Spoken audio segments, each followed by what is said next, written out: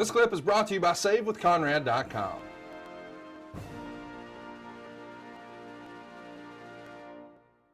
Hey, Ed, you know in the WWF, once you're put together, you're going to get split up and some point work against each other. In 2002, you and I were put together on SmackDown, and our program ended in a hair versus hair match, which you shaved me bald. How did it feel to embarrass your Olympic hero and give me the haircut I've had for the rest of my career? It has to feel good.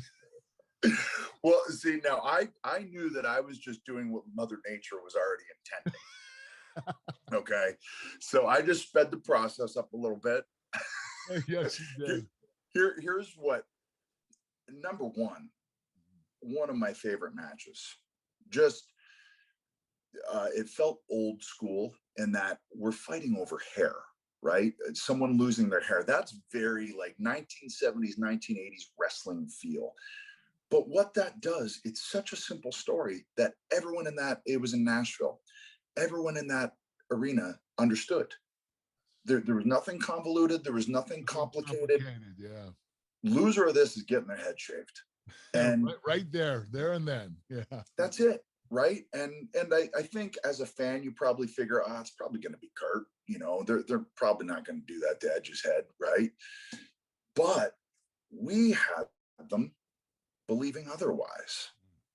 And to me, that's the ultimate testament of that match is we actually had people believing that this guy who's already losing his hair a little bit might actually win this thing and take it away from the guy who's got like a mop on his head.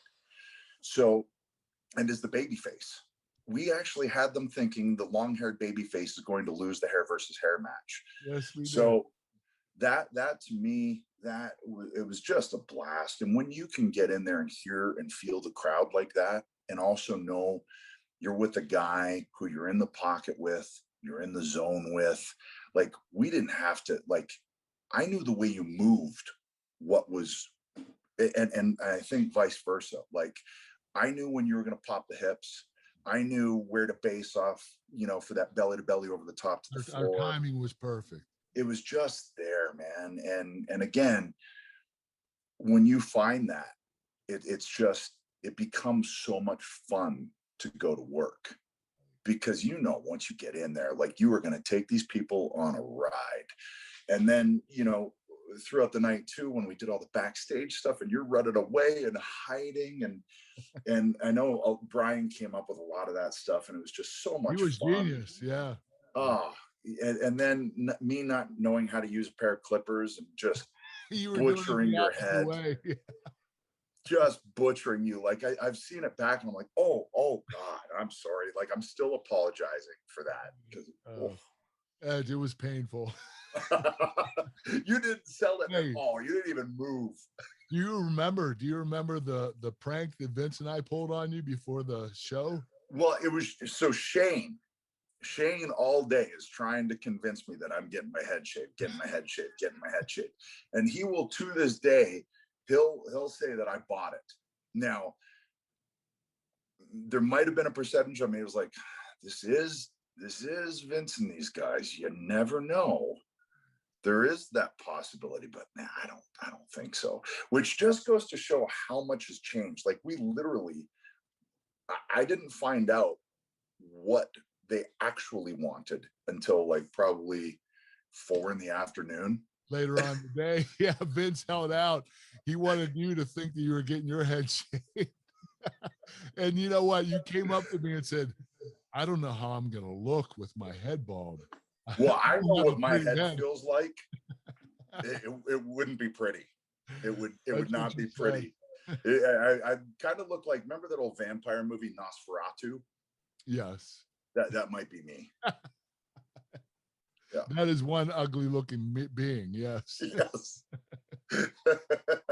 I confused people into thinking I might be a halfway decent looking guy just because of hair. Well, you are good looking.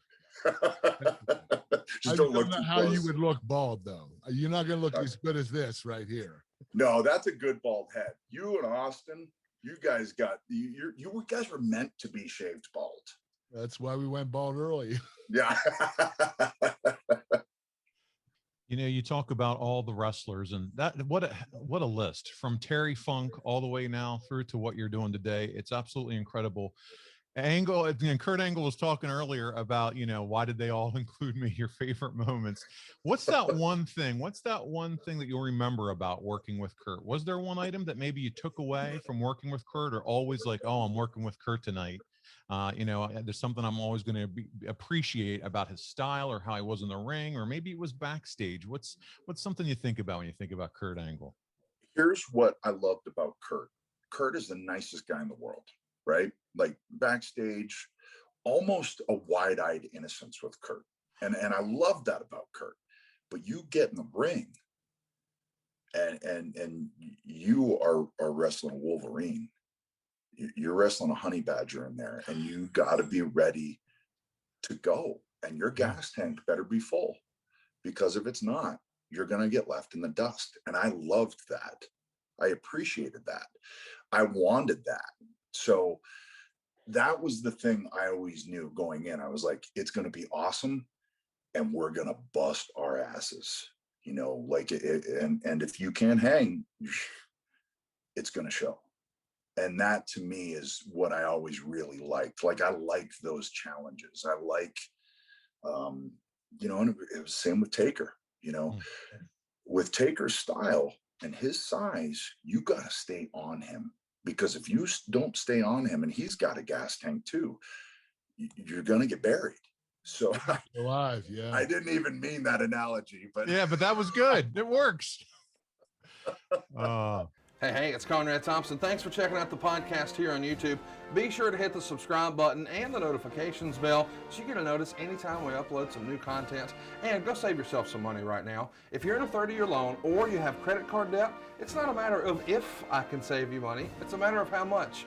Find out right now for free at SaveWithConrad.com.